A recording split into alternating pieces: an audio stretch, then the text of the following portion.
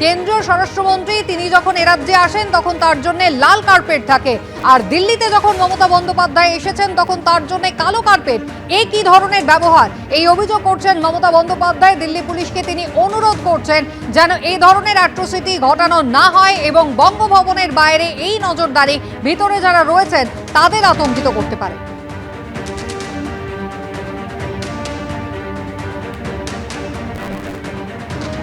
পাশাপাশি দুটি ছবি দেখতে পাচ্ছেন, একদিকে মমতা বন্দ্যোপাধ্যায় তিনি কিছুক্ষণ আগেই বেরিয়ে এলেন এবং সেখানে তিনি দিল্লি পুলিশের অতি সক্রিয়তা নিয়ে রীতিমতো ক্ষোভ প্রকাশ করেছেন, বিরক্তি প্রকাশ করেছেন এবং কয়েক মিনিটের মধ্যে তিনি বঙ্গভবনে পৌঁছে গিয়েছেন।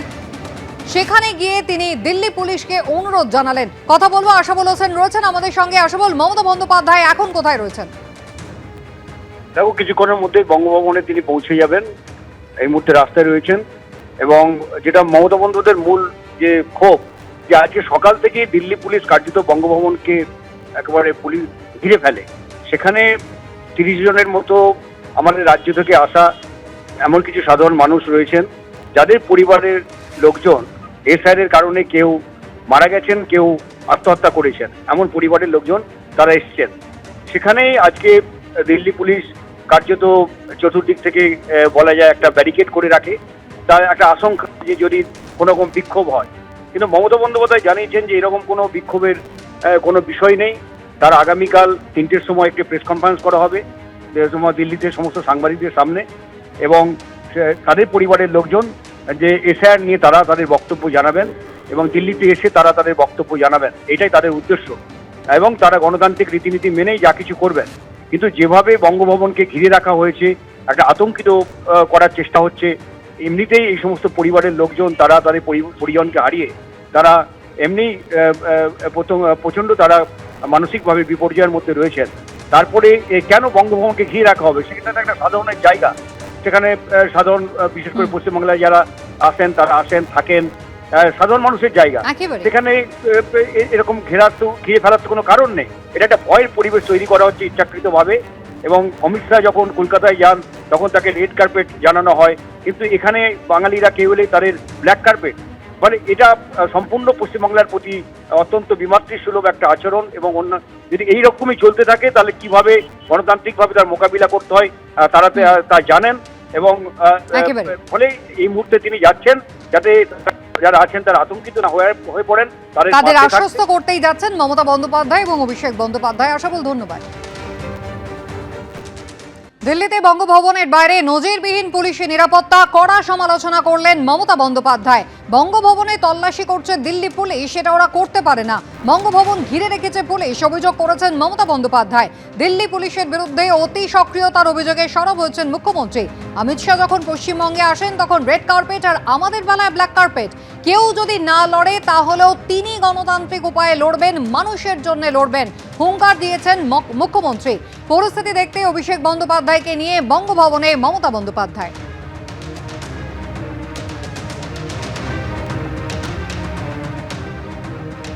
দেখুন, এটা খুব স্যাড। সকাল থেকে বঙ্গভবন এবং আমাদের দুটো বঙ্গভবনে সেন্ট্রাল পুলিশ, দিল্লি পুলিশ দিয়ে ভর্তি করে দিয়েছে। দেখছে ঘরে ঘরে খুঁজে কে কে এসছে।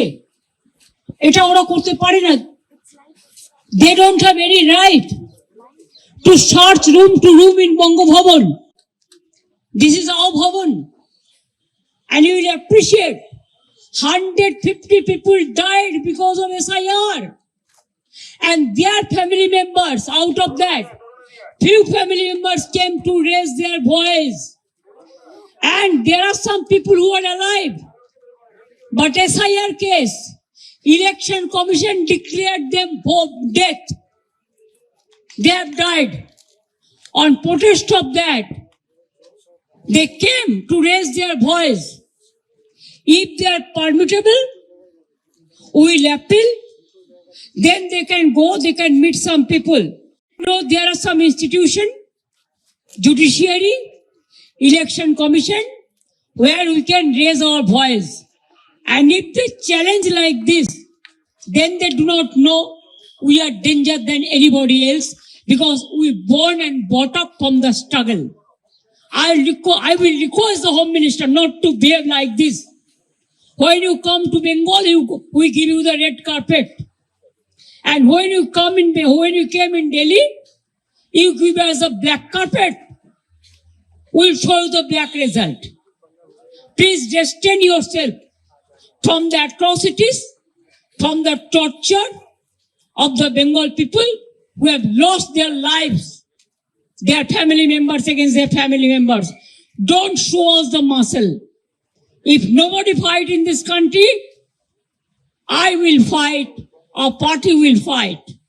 একেবারে মমতা বন্দ্যোপাধ্যায় অভিষেক বন্দ্যোপাধ্যায়কে সঙ্গে নিয়ে প্রথমে কথাই বললেন, আর কয়েক মিনিটের মধ্যে তিনি পৌঁছে গেলেন বঙ্গভবনের বাইরে, যেখানে দিল্লি পুলিশ মোতায়েন রয়েছে, এবং সেই দিল্লি পুলিশকে তিনি অনুরোধ করলেন যেন এই ধরনের ঘটনা না ঘটানো হয়। একেবারে অরাজকতা হচ্ছে এমনটাই অভিযোগ করছেন মমতা বন্দ্যোপাধ্যায়। বাজেট পেশ করলেন কেন্দ্রীয় অর্থমন্ত্রী নির্মলা সীতারামন। বাজেট পেশ হলো দিল্লিতে, আর তার আঁচ এসে পড়ল বাংলায়। জুড়ে গেল বাংলার বিধানসভা ভোট। বিরোধী দলনেতা যখন কেন্দ্রীয় বাজেটকে স্বাগত জানালেন, তখন কেন্দ্রের মোদী সরকারকে কটাক্ষ করে মমতা বন্দ্যোপাধ্যায় বললেন, ওরা জানে ওরা বাংলায় হারবে। বয় বাজেট, বয় বাংলা, বয় বিধানসভা ভোট, বয় বাকযুদ্ধ। বাজেট পেশ হলো দিল্লিতে, আর প্রত্যাশিতভাবেই সঙ্গে সঙ্গে তার সঙ্গে জুড়ে গেল বাংলার বিধানসভা ভোট। কে জিতবে কে হারবে, বাজেটের নেগেটিভ প্রভাব কার ভোটযন্ত্রে পড়বে, পজিটিভ কার? দ্রুত বয়ের সঙ্গে জুড়ে গেল প, অর্থাৎ বাজেটের সঙ্গে পরিবর্তন হওয়া না হওয়ার কোনো সম্পর্ক আছে কিনা। এক কথায় এই বাজেটকে স্বাগত জানাতে পারি। পশ্চিমবাংলার জনগণকে বলবো, এপ্রিল মাসে বিধানসভা ভোটে এবারে পরিবর্তন আনুন। They know they will lose Bengal. They will lose in Bengal. উনি বুঝেছেন যে বিদায় আসন্ন, 26-এর নির্বাচন তৃণমূলের বিসর্জন, কালের দেওয়ালি হবে, কেউ বদলাতে পারবে না। মানুষ কি পেল কি পেল না, বাজেটে নরেন্দ্র মোদীর সরকার কি দিল, মমতা বন্দ্যোপাধ্যায়ের সরকার ভাতা বাড়াবে কি বাড়াবে না, লক্ষ্মীর ভান্ডার বাড়ানো হবে কি না, বাড়ালে কত? এখন এত প্রশ্ন, এত জল্পনা, এত চর্চা, তার কারণ একটাই, দুয়ারে ভোট। বাংলার মানুষকে অত্যাচারিত করে রাখে। বাংলার 10 কোটি মানুষকে যদি কেউ বাংলাদেশি বলে বা বাংলাদেশি মনে করে, সেটা এই দেশের প্রধানমন্ত্রী, এই দেশের স্বরাষ্ট্রমন্ত্রী, এই দেশের অর্থমন্ত্রী মনে করে।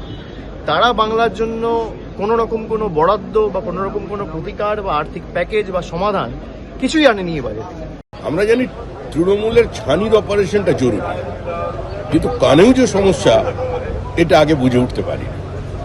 দুর্গাপুর, শিলিগুড়ি, ডানকুনি, এগুলো কোথায়? মঙ্গল গ্রহে? আমজনতার বাজেট কোনোদিনও ঠিক হয় না, খরচ বেশি আয় কম বরাবর। তাতে আর কবে কি এসে গেছে রাজনীতিবিদদের? তারা বরাবরই ভালো ভালো কথা বলে ভোট নিয়ে যায়, সে যে দলেরই হোক না কেন।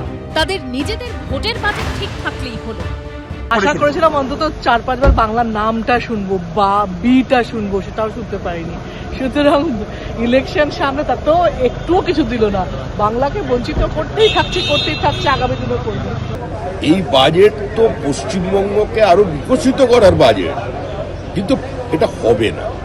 আসল বাজেট হবে যেটা, সেটা হবে মে মাসে, এই সরকারটাকে বিসর্জন দেওয়ার পর, বিকশিত ভারতের সঙ্গে বিকশিত পশ্চিমবঙ্গের বাজেট।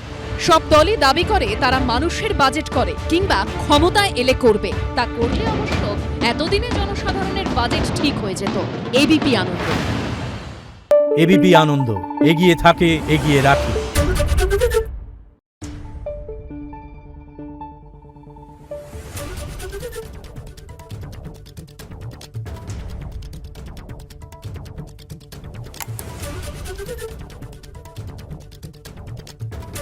Thank you.